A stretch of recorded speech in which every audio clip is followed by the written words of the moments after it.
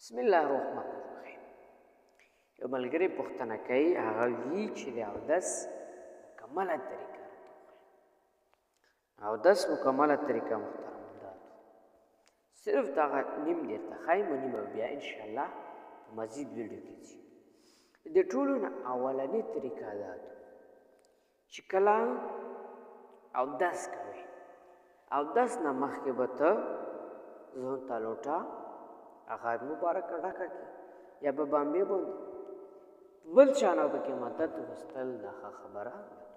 مطلب چاته وایي چې ما ته لوټه ډکه کړه یا چاته وایي چې یاره مولا اوبه راچوه بغیر وضع بغیر د وضع که یو سړي ته عذر بیا جایز دي. ټیک شوله. تاسو ته خو پکې فرایض معلوم دي، څلور پکې فرض، سنت پکې څو دي وایي سنتو طریقې موافق اودس کول څنګه دي. صحیح شوله. د ټولو نه اولنۍ خبره ده چې هغه مخکې د اودس کولو نیت ضروري دی. زړه کې نیت کول چې زه اودس کوم من الحدث د واړې بې اودس موتي نه. ټیک شوله. چې کومه وړه اودس موتي مو شوی دی یا زه بیا اودس شوی یم زه اودس د پوره نیت کوم. نیت دا شو، زړه نه نیت معتبر بس نور کافي دی. دویم نمبر بسم الله الرحمن الرحیم. حدیث مبارک کې راځي تقریبا ابن عباس رضی الله تعالی عنہ فرمایي قال چا د اودس نه مخکې بسم الله وویله او کلمه یې وویله په ادا چې کله سړی د مخ دا څرګند شي نو وینځي که نه نو د ظاهر پوهېږي او که چا بسم الله وویله ابن عباس رضی الله تعالی عنہ فرمایي چې د الله پاک هډوکي هم صفا کوي د کلمې د برکته به دا هډوکي ته هغه صفوي راسي. دریم نمبر کې د دې لاسونه ووینځي او لاسونه پرې کوم ځای پورې وینځي دغه عمره ګټو دغه پورې به درې کاراتې ښکلي لاسونه ووینځي ښه صفا او سوتره. هغې نه پس بیا څلورم نمبر د مسواک. حدیث مبارک کې راځي چې کوم سړي د مسواک په اودس کې استعمال کړو بیا به دا مسحاق ولا اودس په دې المونځ وکړو الله رب العالمین به دته او 70 درجه مضاف کړي او یا درجه دې ته معتبر کړي. که بیا اودس کې اسره مسحاق نه و نو مسحاق نو بیا دغه ګوته شهادت ولم دا به داسې یا داسې بیا داسې د دې طریقه خو موږ له په کور دا دي چې موږ مسواک استعمال د مسواک استعمال ډېر ضروري دی انشاءالله العزیز. کوم وخت و موقع مسواک به فضایل و هغې طریقه کار بیا ته ښیي. پنځم نمبر خولې ته اوبه اچول خو غړغړې کول تقریبا چې الک ته ورسېږي دا سنت عمل خو داسې نه چې بیخي هر ته بهر راوباسي چې څومره دې استطاعت. شپږم نمبر سونګو ته اوبه اچول او سونګې ښه ښکلې صفا کېدل چې ګندګي پکې نه وي. اووم نمبر دا رسول مطلب خولې ته اوبه اچول او سونګو ته اوبه اچول دا په روژه کې نه روژې نه بهر ښه هسې نه چې په روژه کې دې دومره غړغړې شروع کړې وي چې الک نه تېر شي په هغې سره بیا روژه مات همدارنګه سونګو ته. 8 نمبر هر یو اجزاله لکه مخ وینځل څنګې وینځل یا لاسونه وینځل د هر یو اجزا درې کراتې وینځل د چې دي سنتو طریقه د هغه رقم اودس کول. 9 نمبر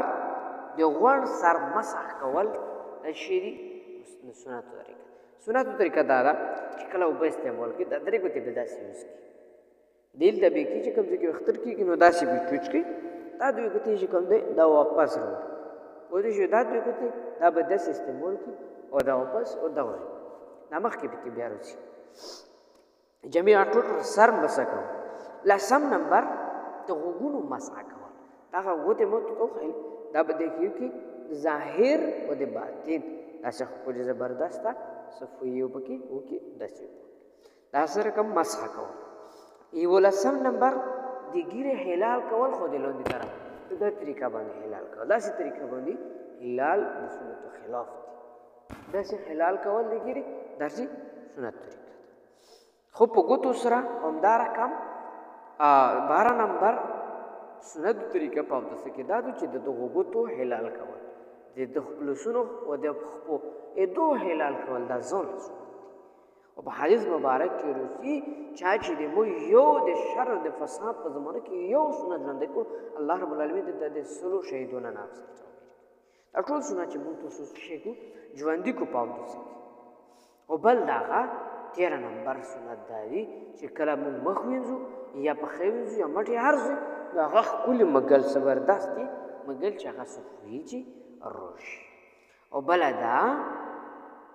چې داسې او داسو کوم مخ وینځلو او بیا مټي وینځو یا په خې وینځو نو د دومره تیزی په کې منو کو چې موږ نه پوهې شي او دومره سستیام پکې ورکو یا په خبرې ده یا په ګرځېدل ورکو چې موږ مخ بیا وچوي مطلب زر زر خوله او داس کول اطمینان او نمبر 15 ترتیب لحاظ وکړي مطلب اول لسونه وینځل بیا خولې ته وبا بیا څنګه ته بیا غوړ مخ حدود د دوزینه دوزي او دوزي او دا ګاندې دا غوړ مخ وینځل د فرض